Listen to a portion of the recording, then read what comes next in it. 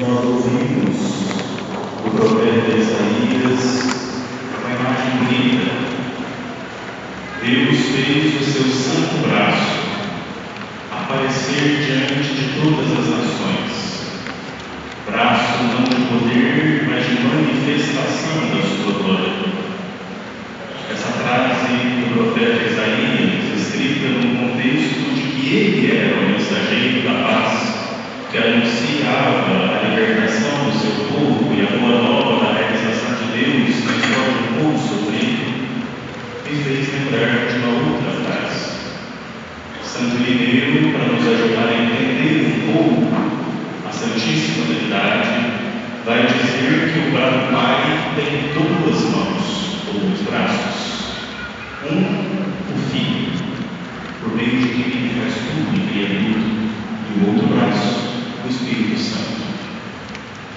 Por meio dos seus braços, Deus Pai chega até nós, porque o que nós ouvimos no Evangelho, o prólogo do Evangelho de São João, nos mostra que o Verbo se encarnou. Cristo Jesus é a palavra que sempre morou com Deus, que está na intimidade do Pai, e é este braço que chega até nós. É o braço que o profeta Isaías diz que vai se manifestar a todos os povos. Por meio desse braço, Deus puxa o ser humano de volta do pecado, de volta de tudo aquilo que fere a sua dignidade. O Evangelho de João foi escrito em grego, e lá João nos diz que o verbo fez sarx, carne. Essa carne que você está sentindo calor agora, a carne que às vezes você está passando um pouquinho mal, que alguns outros sei não, a carne que você sente dor de joelho, a carne que você abraça o seu filho, que você abraça a sua filha, o seu namorado, a sua namorada, o seu esposo, a sua esposa, essa carne que nós tocamos e sentimos, é essa carne que Cristo assumiu. Cristo se fez um de nós. Ele é em tudo igual a nós. Era não, me corrijo. Ele é em tudo igual a nós, menos do pecado. Porque para salvar o gênero humano, só assumindo a sua condição, é possível libertar o ser humano do pecado e da morte. Outro santo vai dizer que o que não é assumido não pode ser redimido, ou o que não é assumido não pode ser salvo e curado. Cristo assume a nossa condição humana para dizer para mim e para você que o nosso corpo é local de salvação, é caminho de salvação, porque Deus nos fez assim, a sua imagem e semelhança. Se nós formos na primeira página do Gênesis, nós vamos ver que no princípio Deus criou o céu e a terra, e Deus criou o ser humano. O prólogo de João nos coloca também na reflexão.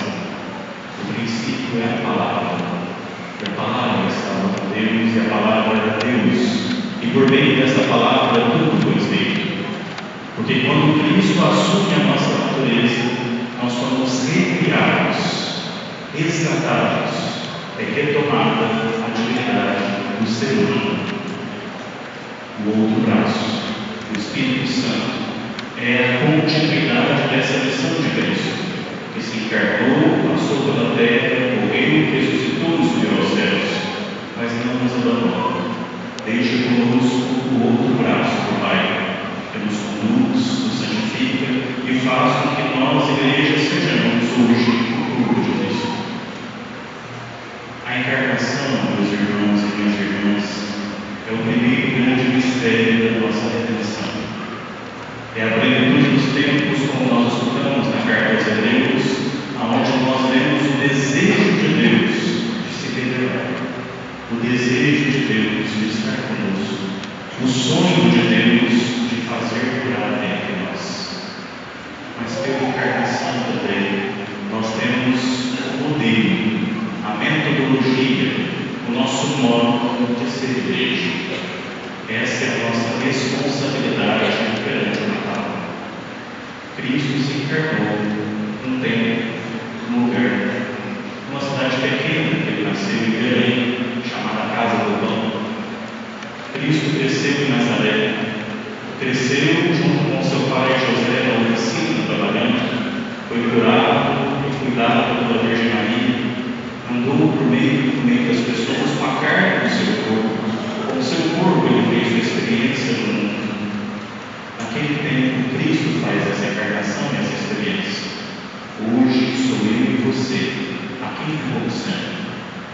na nossa comunidade, que nós devemos fazer de novo a encarnação de Cristo acontecer, porque nós somos instrumentos, nós somos corpo de Cristo, nós somos membros da igreja.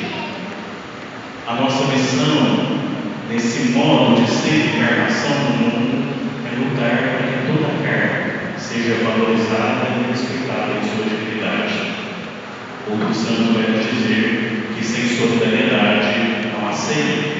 De nada nos adianta sentarmos ao redor do altar da Eucaristia, comermos do corpo de Cristo, o mesmo corpo do presépio que se faz pão para nós, se nós não vivemos a dimensão da comunhão, se não valorizamos o corpo, a presença, ou a presença real de Cristo, do irmão e da irmã. O Natal é tempo de olhar para a nossa vida, olhar para a nossa história, olhar para a nossa missão e fazermos um exame de consciência. Porque o Natal, quando se vive colocado no final do ano, nós olhamos para a nossa história e pensamos: como está a nossa caminhada de fé? Como está a minha missão de ser presença e instrumento de Cristo no mundo? Como está a minha missão de ser valorização do irmão e da irmã, de mim mesmo, respeitando a minha carne e o meu corpo? Mas além de tempo de exame de consciência, é tempo de sonhar. Daqui a pouco tempo nós dissemos que é o sonho de Deus estar no nosso meio, e nós queremos sonhar com Deus. No último livro de Advento, nós vemos que o sonho de José é a encarnação do sonho de Deus na nossa história. Nós devemos sonhar com Deus, sonhar para que Cristo volte a habitar no nosso meio, não mais agora no presépio, mas na Eucaristia, na palavra, mas na nossa presença no mundo. Por fim, Deus nos deu uma missão muito importante. Outro santo vai nos dizer que através de nós o mundo é divinizado, santificado. Cristo se encarnou para que nós nos tornássemos filhos e filhas de Deus. E através da nossa presença no mundo, nós completássemos, como canta o Salmo, a obra começada de Deus. Deus se encarnou para que nós nos tornássemos seus filhos e filhas. Deus se encarnou para que nós compreendêssemos que nós somos criados à sua imagem e semelhança, e para que nós não guardássemos essa informação como segredo sobre nós. É mistério revelado e doado. É mistério que nós percebemos os braços de Deus, que são sim o Filho e o Espírito, mas somos também nós. Somos essa presença de Deus no mundo para transformá-lo em casa do pão, para transformá-lo em casa da partilha, para transformá-lo em presença de Deus no mundo.